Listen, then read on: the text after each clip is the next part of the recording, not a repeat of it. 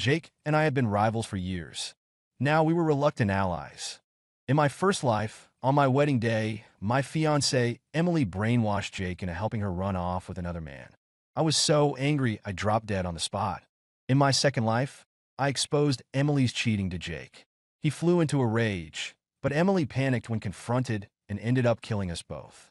In my third life, Jake found me with his memories intact. We stared at each other, pushing the blame back and forth. "She's your girlfriend." "No, she's not my girlfriend anymore. She's yours." This time around, Jake and I silently agreed to stay far away from Emily and cherish our lives. 2 weeks later, Emily suddenly tracked us down and begged for forgiveness on her knees. I stroked my chin thoughtfully. Am I the villain here? Is that loser Chad actually the main character? Jake was shocked. Him? The main character? I couldn't even be the side chick, and he gets to be the protagonist as the side dude? He's dumb as a box of rocks. Jake was my sworn enemy. We'd fought our whole lives, only to end up in the gutter. In the first life, I beat Jake to proposing to Emily by 0.01 seconds. She said yes. Jake, seeing this, immediately offered to help plan the wedding and even buy her trousseau. He swore he'd kill me himself if I ever mistreated Emily. I was cursing up a storm in my head. Simp's gonna simp. You always end up with nothing. But my joy was short-lived. On the wedding day, Emily brainwashed Jake. "Actually, I'm in love with someone else. Can you help me run away? I really don't want to marry him." Jake was stunned, but agreed. And so the wedding ended in chaos as everyone shouted the bride ran off with another man. Afterwards, Jake taunted me. "She doesn't love you. She loves me." What an idiot. I was so angry I had a heart attack on the spot. In my second life, I learned from my past mistakes. I gathered evidence of Emily cheating. Holy crap, I was growing a forest on my head. The green of jealousy was blinding.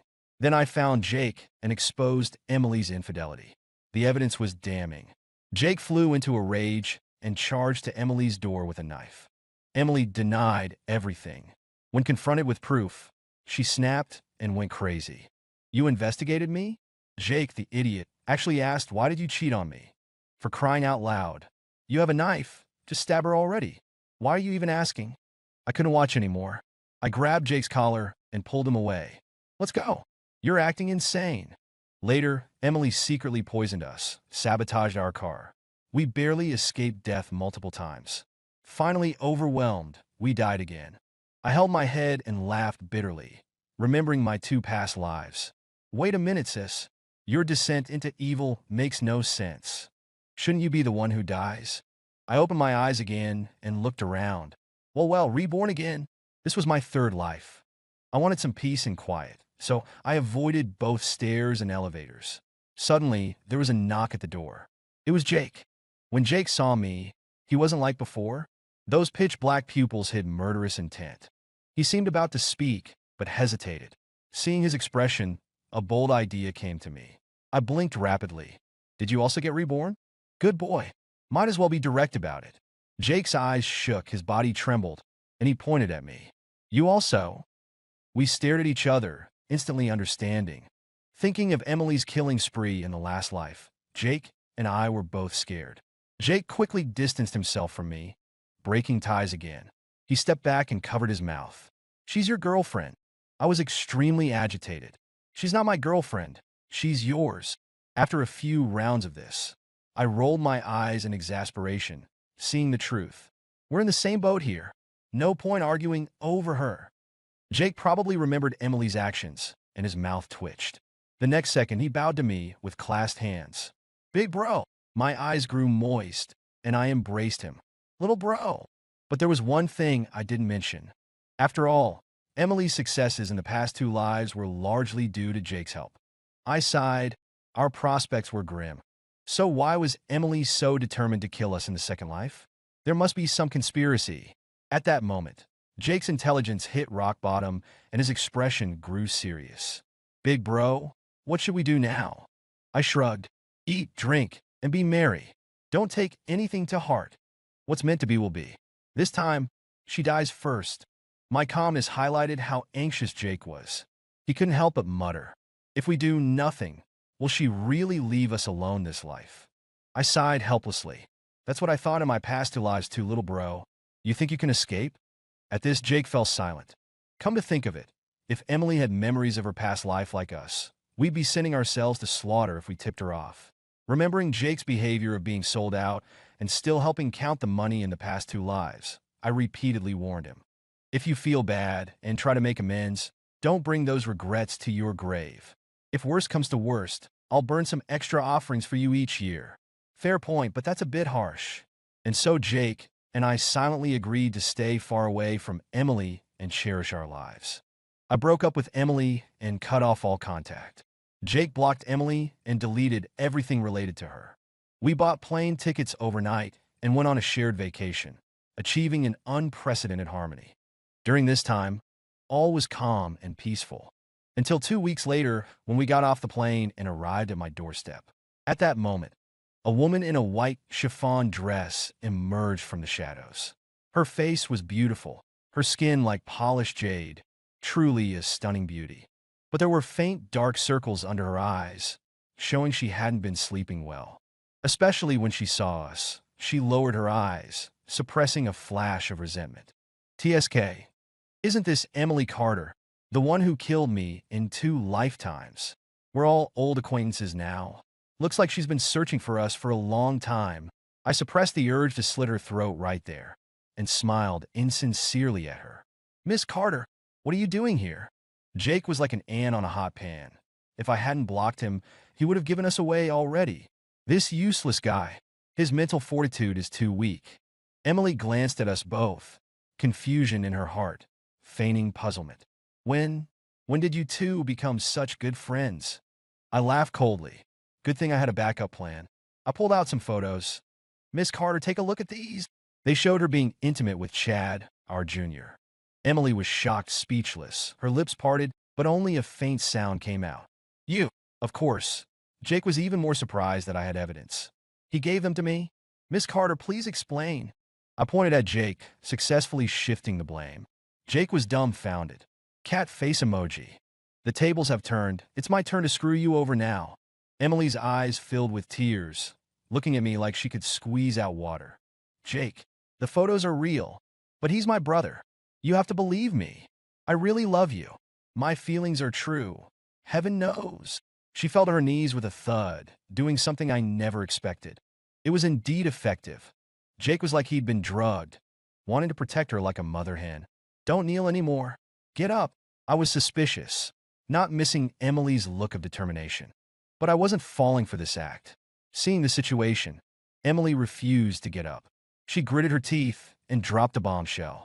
I'm pregnant, she emphasized pointedly. It's yours. I laughed angrily. Talk about thick-skinned. Truly shameless beyond belief. Emily usually acted like an innocent flower around me, getting shy just from holding hands. How could she possibly be pregnant? Jake's body shook as he half covered his head. This guy was laughing so hard on the side that he was getting stomach cramps. I calmed myself, gradually coming to terms with things. In our 2 years together, I gave Emily money and love. I even found caregivers to look after Emily's grumpy grandma and black-hearted mom, taking good care of them. If not for my 2 past lives, at this point in time, I would have already introduced Emily to my parents and be preparing to propose. All kinds of chills and nausea overwhelmed me like a tidal wave, along with any sympathy I had left for Emily. I helped Emily up.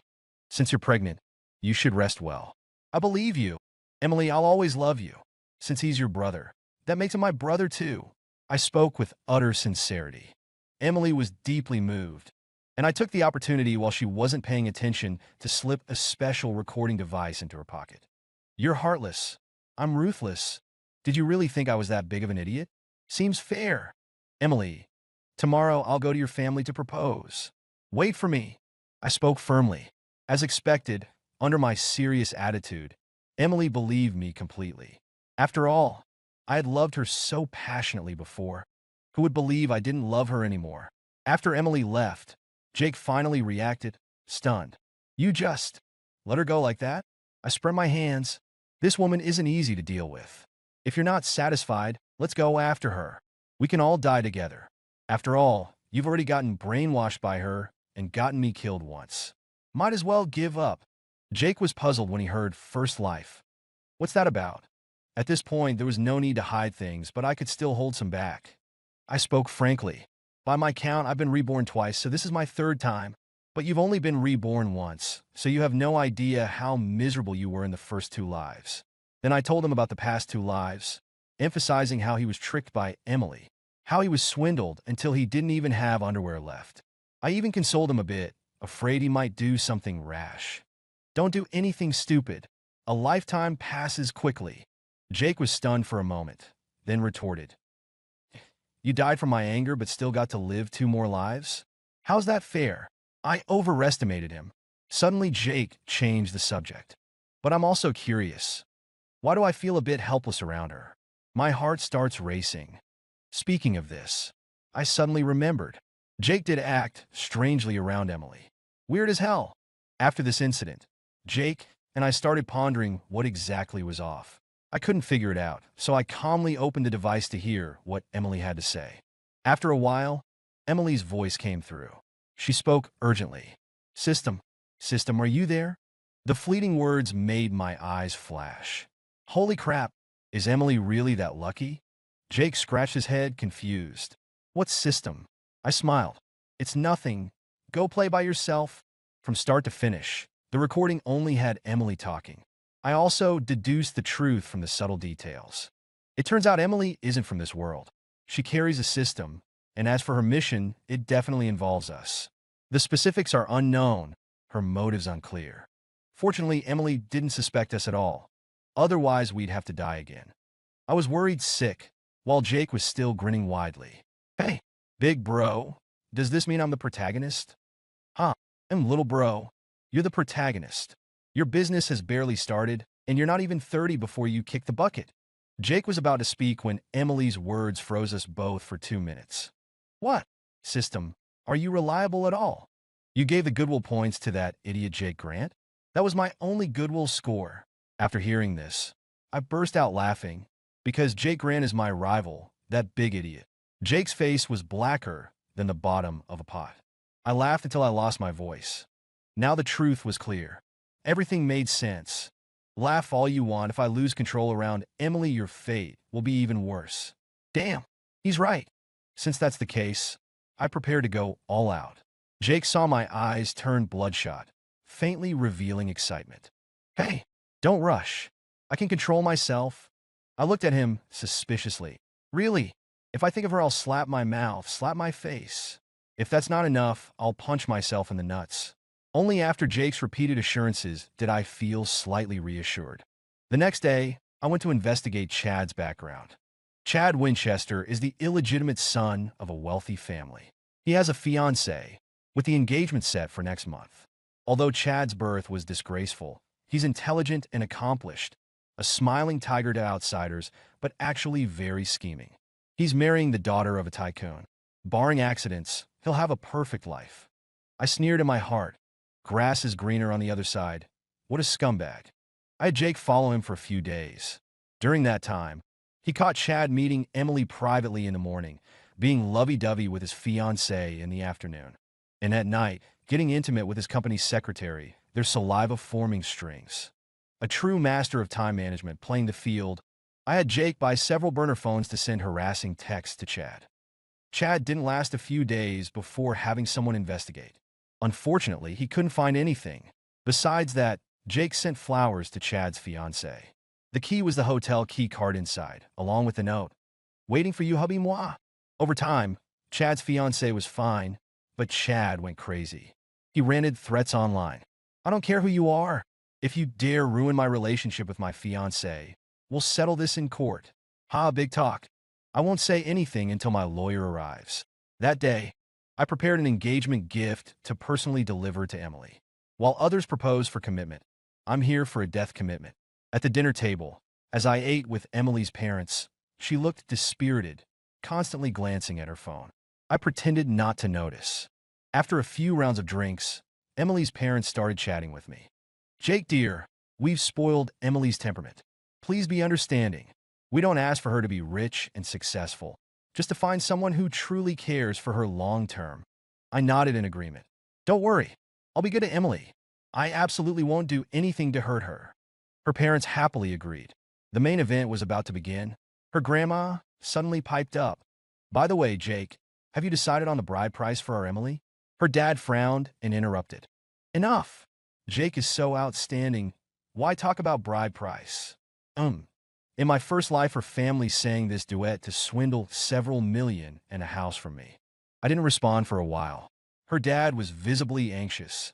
"Jake, we only have one daughter. My daughter is beautiful and capable. I worked hard to raise her. It wasn't easy." Her dad kept signaling Emily with his eyes. Emily got the message and gazed at me tenderly. I was dumbfounded. Such obvious calculation. How was I so blind in my first life? I took a sip of water, suppressing the urge to curse. "Father-in-law," I discussed with my parents. "My family is willing to give 2 million, with property calculated separately." "How's that?" Emily turned pale with shock. Clatter. Her dad was so thrilled the chopsticks fell from his hand onto the table. Her grandma in the wheelchair almost stood up. In the end, Emily had to step in to defuse the situation. "Jake, did you really mean what you just said?" "Of course I meant it." For this, I even prepared a grand wedding. Her parents were beaming with joy, praising me endlessly. Gotta act the part completely. I grabbed Emily's hand, gazing at her lovingly and tenderly.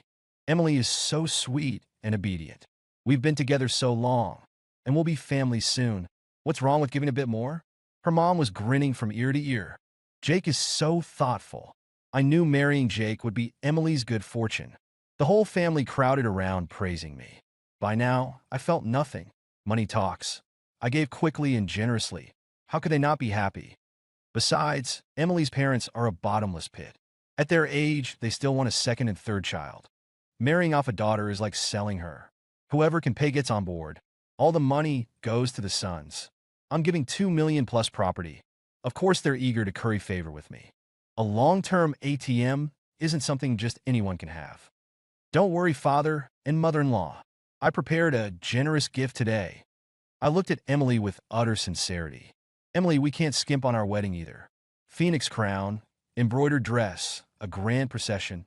I'll give you it all. Afterwards, I'll add your name to my assets. I promise to only be good to you." I took out a massive diamond ring and put it on Emily. This thing was bought on Wish, worthless. Emily was so shocked her hands and feet went numb. She hesitated for a few seconds, then threw herself into my arms. "Jake, you're so good to me. I'm willing to marry you." I smiled. After all, I just said it casually, and they just believed it casually. The whole family was dazed by the successive surprises, saying many nice things I didn't hear in my first life. I have to say, Emily's parents' eloquence. They should really be street performers. The more I praised her, the harder and more painfully she'll fall. In the end, it got out of hand and couldn't be stopped. I want to see if Emily can still save herself. After dinner, Emily took the initiative to stay with me for the first time, wanting to get intimate. I laughed instead of getting angry. "You can still cook with a baby?" Emily's eyes immediately darted around. She pursed her lips and explained to me. "Jake, I was so happy I forgot about it." Maybe she also felt this excuse was weak and quickly changed the subject. "Let's go pick out some baby things in a few days." I nodded perfunctorily and left. During this time, I became increasingly sensitive, suspicious, and irritable. Emily didn't dare say anything. That photo forever stood between us, impossible to ignore. Today, Emily and I had a big fight. Emily came forward to pull me, and I almost pushed her to the ground.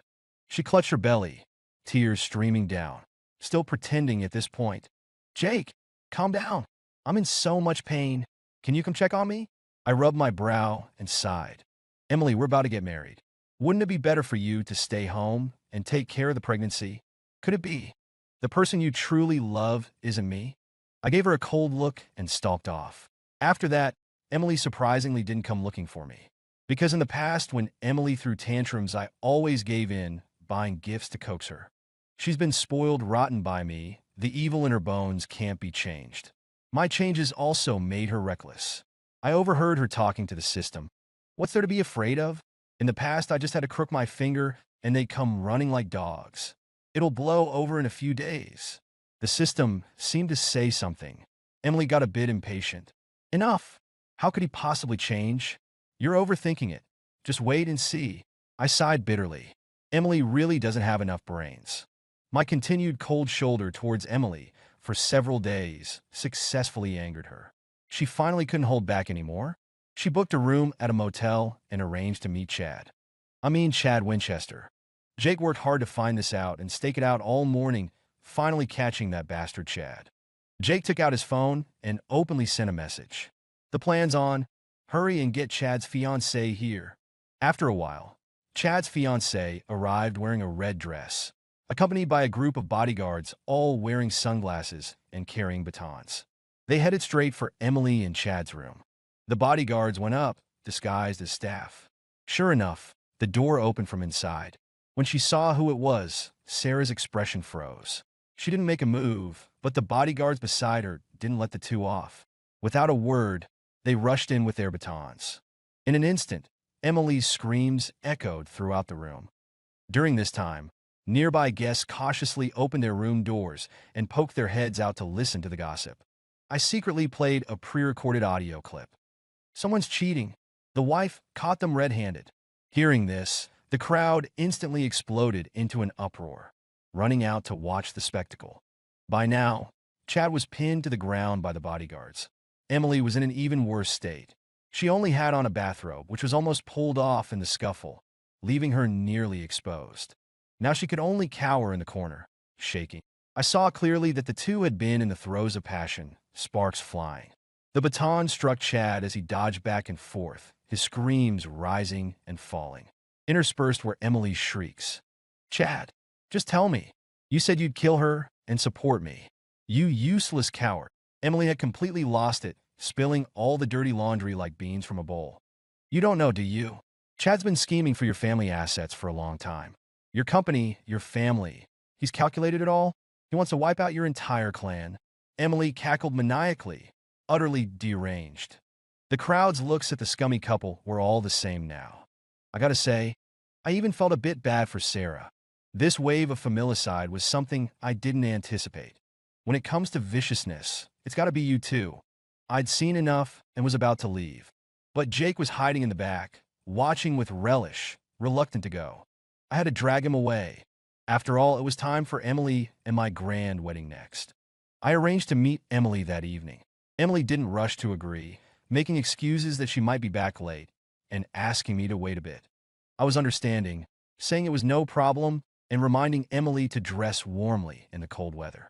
But the good times didn't last long. That afternoon, I opened a recording device, wanting to hear what Emily had to say.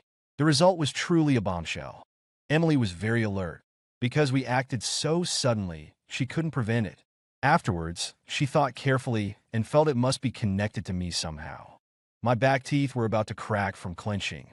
She said, "System, quickly help me check if Jake has been reborn." At this, I was startled. So Emily was reborn too?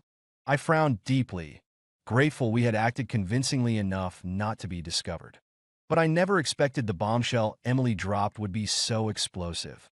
"Can't detect it? What use are you? If I kill them, can I start over again? I want to use my last chance too." I was dumbfounded. So it turns out the system is a get-out-of-jail-free card. After listening, I went to find Jake. Jake was in high spirits, about to finally be rid of Emily. I spoke gravely, shattering his daydream. "Stop fantasizing. Emily is suspicious and wants to kill us to start over." Jake was shocked. "What? Then what do we do? Run away? Probably won't work, right?" I pondered for a moment. Running wouldn't work, but there was one thing I remembered. "Don't you think there's a problem with this?" "What problem?" "I had a headache. How do I carry this useless teammate? Asking for help online? What to do?" Of course the problem is why Emily is so determined to kill us. Jake fell into thought. In the first life, Emily insisted on running away on our wedding day. By coincidence, I was angered to death by Jake and started over. In the second life, when I brought Jake to expose Emily, she also saw the wedding couldn't happen and acted to kill us. I suspect Emily's mission requires getting married. Jake was incredulous, his face full of shock. "Your brain really works. Tell me, what should we do now?" Jake sneered and said cruel words. "I want her to be unable to kill us, but wish she were dead. Death would be too easy for that bitch Emily." In the evening, Emily arrived as agreed. Everyone had gathered in the hall. Basically, I called everyone I could call. Emily's parents were secretly bragging to people. Jake is giving our family a 2 million bride price. Tomorrow, he's even transferring property to us. This good fortune isn't something just anyone can have.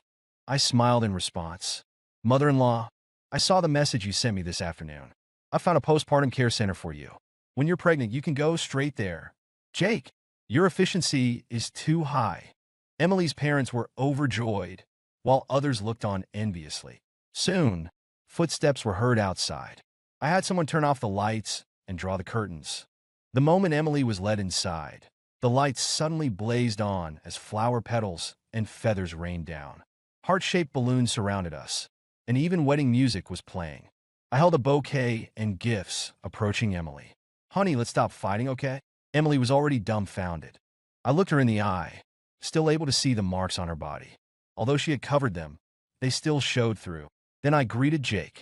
In an instant, everyone swarmed over. They started egging us on. Emily, forgive Jake quickly.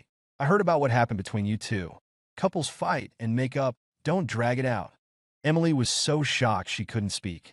Seeing Emily's continued silence, the crowd grew anxious. I calmly continued. Emily, be with me. Let's go hand in hand towards a happy life. My words were measured and sincere. Emily was moved to tears. This time there might be some real feeling.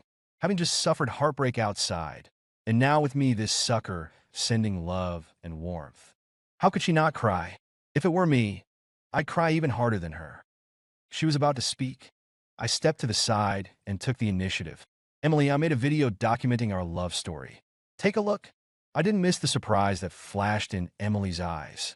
At this moment, the big screen lit up. In my heart, I just had one thought. Please watch the VCR. Emily's parents were excited, praising me to the heavens. I had Jake put in so much effort. I didn't respond. Laugh while you can. You'll be crying soon enough.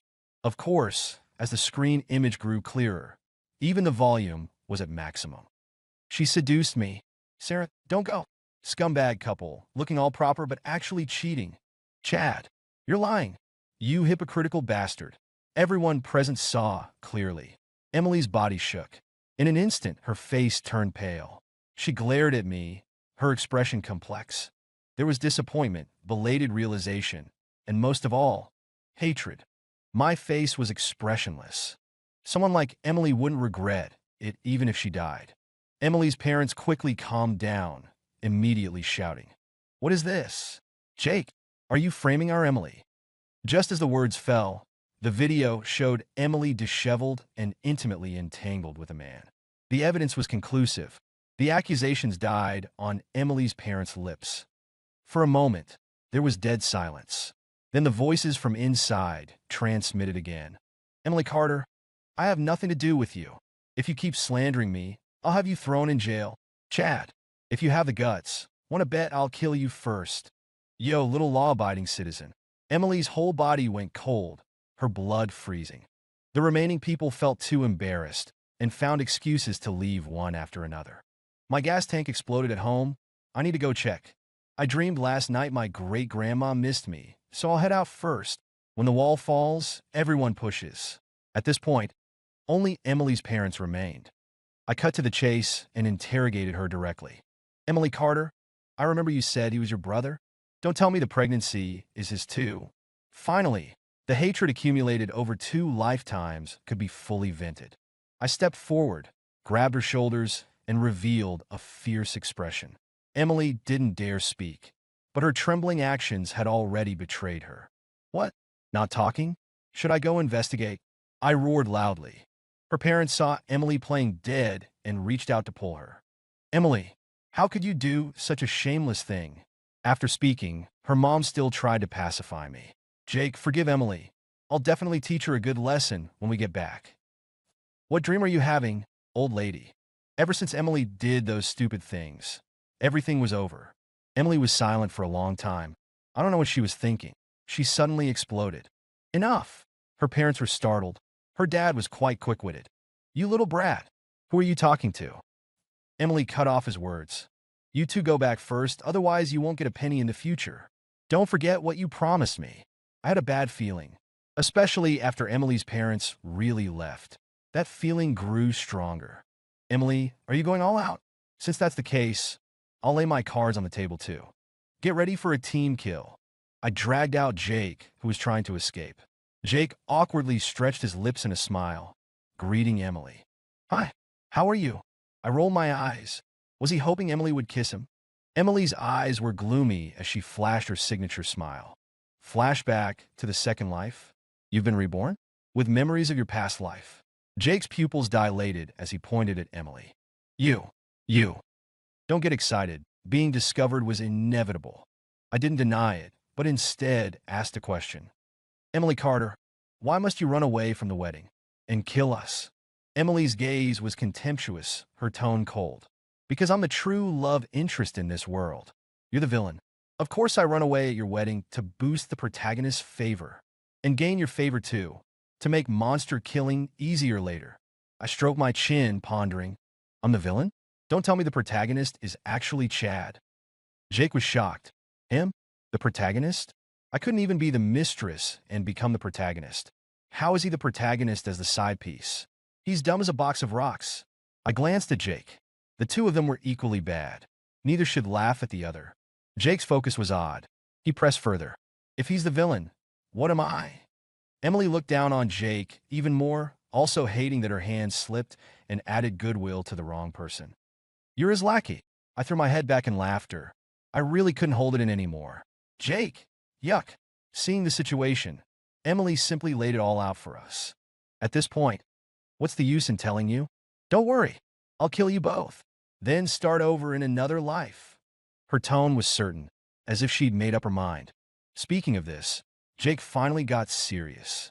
I walked up to Emily and continued to break down her last psychological defenses. You mean to say you have a system, right? Emily's body instantly went limp, confusion in her heart. Taking advantage of this moment, I called out. Sarah. Sarah walked out from behind, quickly knocking Emily unconscious. Emily probably didn't know that Sarah was actually working with us. After she went back, she discovered her company had indeed been tampered with. But Chad absolutely couldn't have done it to that extent. Upon investigation, she found it was inseparable from Emily. So, she found us to discuss the situation. For the sake of our lives and fortunes, for the sake of our entire clans, we sent Emily to a mental hospital. We can't let her die, but we also can't let her out. This place is the most suitable. When Emily opened her eyes and woke up, seeing us few people, she was completely dumbfounded. I smiled at her. Miss Carter, we've been waiting a while. Jake, does it feel good? Does it? Sarah crossed her arms, feeling our mental states were a bit exquisite. Emily looked around, guessing what had happened, and tried to threaten us. Let me go. You dare lay hands on me. Who do you think you are? My fists clenched tightly, making cracking sounds. I was truly angry. Sarah stepped forward and slapped her across the face. You don't really think you're some destined heroine, do you? So what if you're an NPC? Didn't you step on other NPCs to get ahead? Evidently, she had heard Emily's words earlier. Emily didn't feel any shame and retorted, I have a system and destiny on my side. That already makes me much stronger than you. You deserve to die. I started sharpening my knife, but we couldn't let Emily die. So we exchanged glances. Mental hospitals always have ways of treating patients. Emily wouldn't be getting out anyway. As for her parents, once they realized she was useless, they took the money and ran. The few of us also got together often because of this incident. Another month and a half passed. I heard Chad was kicked out of the Winchester family and became a social pariah. Before, due to his status, no one dared offend him despite his dirty deeds. Since his complete downfall, Chad has even been implicated in several cases. What a law-abiding citizen.